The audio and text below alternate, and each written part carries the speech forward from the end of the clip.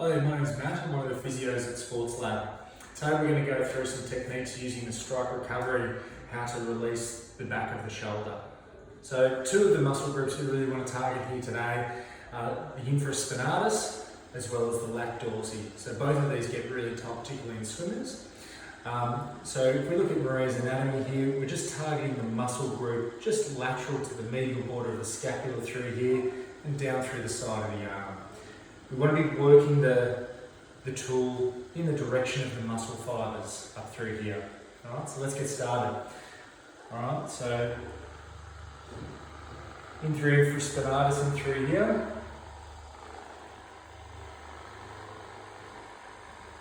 How's that feeling, Maria?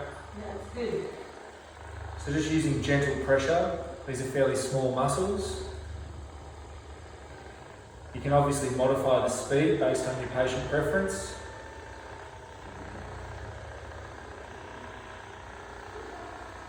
And your pressure depending on how they're responding.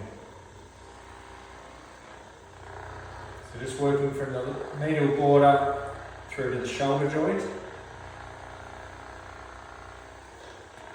For the lat, get Maria to pop her arm up even higher. And we can just slowly work down from that muscle attachment up on the humerus, down through the flank.